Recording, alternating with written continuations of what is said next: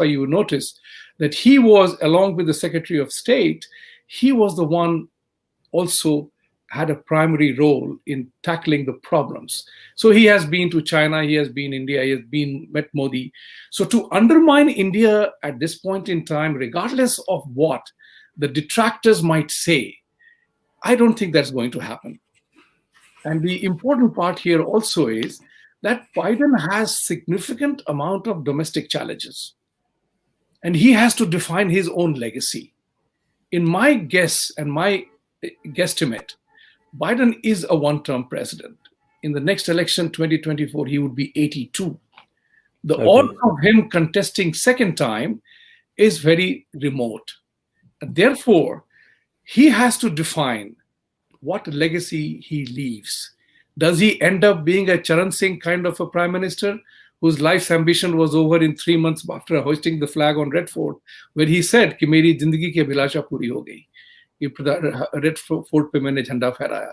So if Biden thinks that his presidency, becoming the president, is the end of it all, I don't think so. He's a smart guy. So he would want to leave his legacy. And his legacy would not be he would try to make sure that his legacy is protected. But there is a very interesting analogy I can draw here, that Biden is the king in the game of chess, who moves one block to the right, left, up or down, right? And he has significant amount of rooks, queens, and all the mohras of the chess and the pyades who perform the role. The game is managed. So Biden won a managed presidency, and his presidency will remain managed to the extent that you notice that if all the people who were taking part, who made their statements, they made bold statements, like the UN ambassador designate.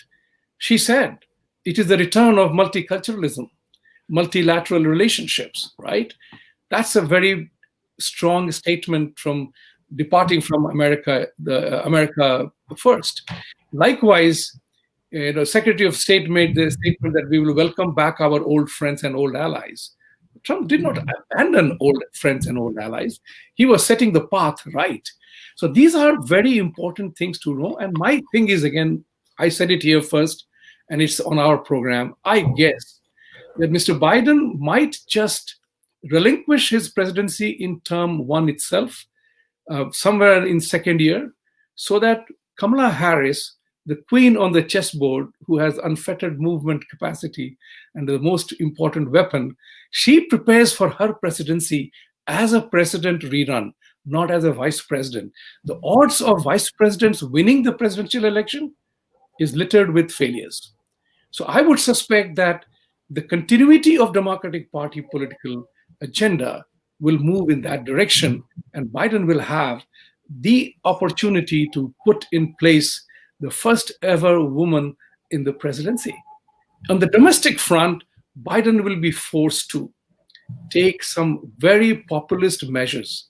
And my suspicion, and my guess is that he will go for some bold initiatives to enroll more people in the Democratic Party. And one of them